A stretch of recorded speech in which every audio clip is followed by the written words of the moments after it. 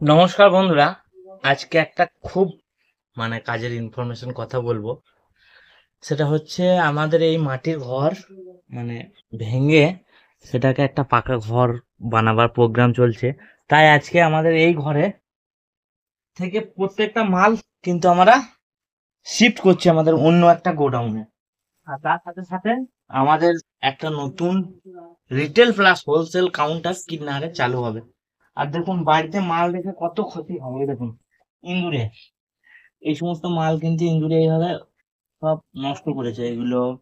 তারপরে এইদিকে দেখতে পারেন মৌরি, জিরে, এই এই যে এগুলো হলো জিরে, মৌরি, তারপরে জোয়ান, এগুলো সব কেটে কেটে একদম এইভাবে নষ্ট করেছে। এই যে বস্তাগুলো, বস্তাগুলো সব বস্তাগুলো যা দেখছেন সবগুলোই কাটা বস্তা। বাকি কিছু কিছু মাল আমি বাইরেও নিয়ে গেছি অলরেডি। প্রত্যেকটা মাল কিন্তু এখন ঘর থেকে খালি হবে একদম পুরো। এই ঘর খালি হবে। আর এই দেখুন মোটা সাইজের গোলমরিচ, একদম বোল্ড দানা, একদম বোল্ড।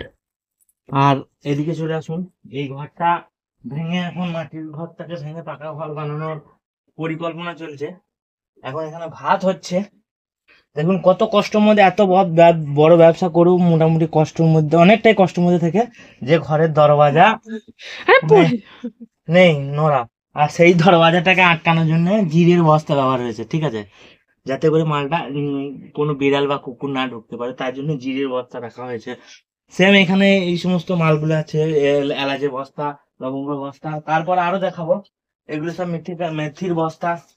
এরপর আমরা যেখানে শুই রাতে ঘুমাই বাচ্চাদেরকে নিয়ে, সেখানে আসো,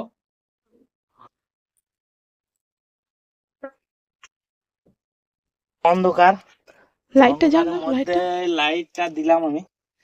পুরো মাটির ঘর, এই পাশটায় আমি শুই, এখানটায় আমি শুই।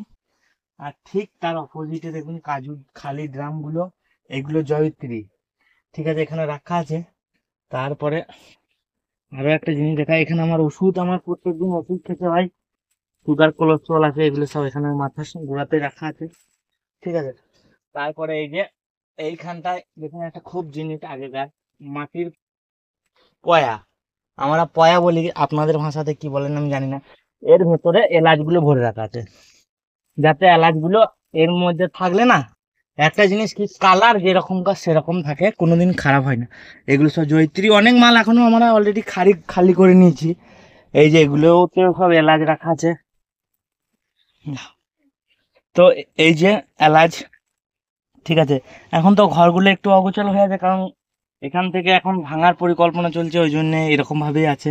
এখানে লবঙ্গ, এখানেও এলাচ, এই যে এলাচ, এগুলো ছেলে প্যাম্পাস। তারপর দেখুন এখানেও এলাচ আছে। প্রত্যেকটা জায়গায় এলাচই আমাদের আমরা এলাচের পাশে শুয়ে থাকি, তার ফলে আমাদের ঘুমটা কিন্তু অনেক ভালো হয় সেন্টের মাধ্যমে। তারপরে এই যে এদিকে ক্যারি প্যাকেট, গ্রোসারি প্যাকেট যেগুলো ওজন করতে ব্যবহার হয় সেগুলো আছে। আঁখির পড়াশোনা করবার জন্য খাতা, আসলে আমি আবার খাতা ব্যবসাও করবো ভেবেছিলাম, তো সেগুলোও রাখা আছে। এখন ছেলেরা লেখাপড়া করে, তো এইভাবেই কাজ হয়।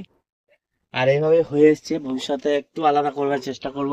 আর সব থেকে আরো একটা জিনিস আপনারা দেখুন, এই জায়গাটায় যেখানটায় আমি শুই, সেই জায়গাটা দিয়ে এখনো ভিজে ভিজে হয়ে আছে দেখুন। এগুলো এখান থেকে জল পড়ে, যার জন্য এখানে এই যে এইগুলো গোজা দেওয়া হয়েছে, এইখানটাতেই আমি শুই। আর এইখানটা থেকেই আমার মুখের মধ্যে বা আমার মুখের পাশেই কিন্তু জল পড়ে।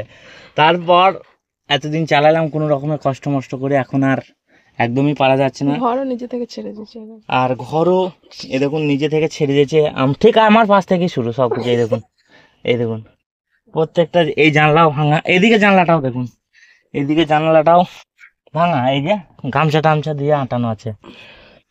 এটাই যে, এটা বলার উদ্দেশ্যটা একটাই, যে আমি এইরকম পরিস্থিতির মধ্যে থেকেও ব্যবসাটাকে একটা জায়গায় নিয়ে গেছি, তো আপনারাও পারবেন। তা আমি ঘর ভেঙে ঘর করার কথা কিন্তু বলছি না। আসলে বলার উদ্দেশ্যটা এটাই যে এরকম পরিস্থিতি থেকেও তো ব্যবসা করছি, একটা ভালো রকম ব্যবসা করছি, যেখানে রাজ্যের বিভিন্ন প্রান্ত থেকে লোক এসে মাল নিয়ে যাচ্ছে বা মাল কিনছে, তারা ব্যবসা করছে আমার থেকে, বা আমিও বড় বড় দোকানে মাল সাপ্লাই করছি। আগে নিজে একটুখানি স্টেবল হয়ে নিলাম, তারপর সব কিছু ঠিক হবে। এখন মোটামুটি থাকার মতো ঘর করব, যতটা পাচ্ছি সব তোমাদেরকে দেখাবো। নিচেতে গোডাউন হবে, ওপরে থাকার ব্যবস্থা হবে। এছাড়াও কিনারে একটা কাউন্টার আমি খুললাম, রিটেল প্লাস হোলসেল। তো এইভাবেই কাজ চলে। এই এই সব জায়গাগুলো দেখুন, ঘরের সব খাবার দাবার সব রাখা আছে। মানে খুবই কষ্টের মধ্যে কাজগুলো কিন্তু হয়েছে, যাতে ভালো দিন আসে তার আশাতেই সবাই ইয়ে করে। এই ফ্যানের ওপরেও কিন্তু জল পড়ে, খুবই রিস্কের মধ্যে থাকি। সব কিছুই সময়ের অপেক্ষা, সময় যখন ঠিক হবে তো সব কিছু ঠিক হয়ে যাবে। তো এইভাবেই আপনারাও চেষ্টা করুন, অজুহাত না দেখিয়ে যে কিছু করার চিন্তা করুন, অবশ্যই ভালো হবে। চিন্তা থাকলেই উপায় বড় হবে। তারপর আসুন, এরপর আমি কোথায় মাল রাখছি সেটাও আপনাদেরকে দেখাবো।